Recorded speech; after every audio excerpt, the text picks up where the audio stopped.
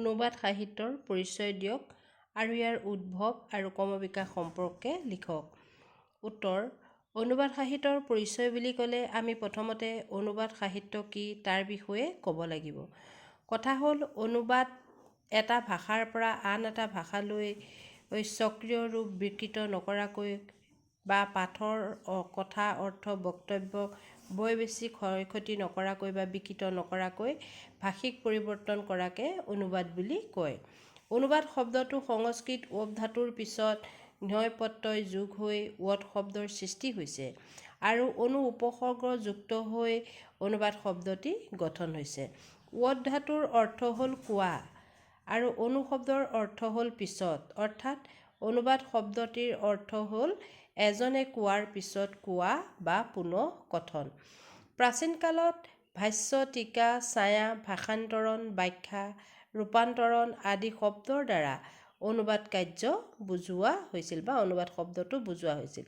পিছত মধ্যযুগত আৰবী আৰু পাৰ্চী ভাষাৰ প্ৰভাৱত তৰ্জমা বা তৰ্জুমা শব্দটি অনুবাদৰ ক্ষেত্ৰত প্ৰয়োগ হ'বলৈ ধৰিছিল। অসমীয়া ভাষাত অনুবাদৰ বাবে ভাঙনি শব্দটো ব্যৱহাৰ কৰা হয়।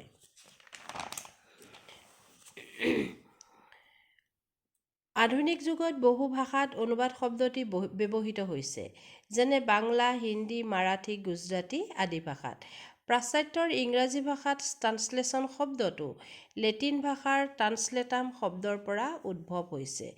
ট্ৰান্স শব্দৰ অৰ্থ হ'ল সিপাৰ আৰু লেটাম শব্দৰ অৰ্থ হ'ল লৈ যোৱা, অৰ্থাৎ এটা তথ্য বা বিষয়বস্তু বা পাঠ অইন এটা ভাষালৈ লৈ যোৱা। অনুবাদৰ মূল পাঠ বুলিবলৈ চ'ৰ্চ লেংগুৱেজ বুজাবলৈ মানে যিটো মূল ক'ৰ পৰা অনুবাদ কৰিব সেইটোক চ'ৰ্চ লেংগুৱেজ, আৰু যি ভাষালৈ অনুবাদ কৰা হ'ব তাক টাৰ্গেট লেংগুৱেজ, এই শব্দ দুটা ব্যৱহাৰ কৰা হয়।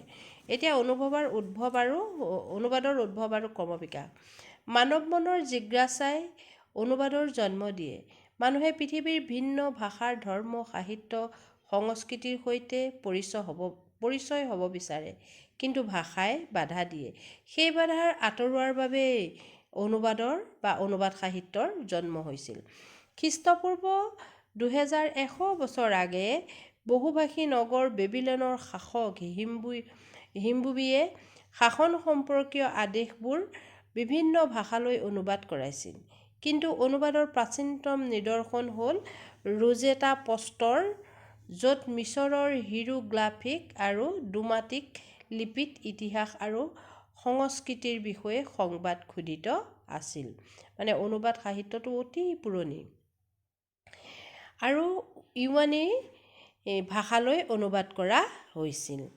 এইখিনিয়ে আছিলে অনুবাদৰ উদ্ভৱ আৰু ক্ৰমবিকাশ।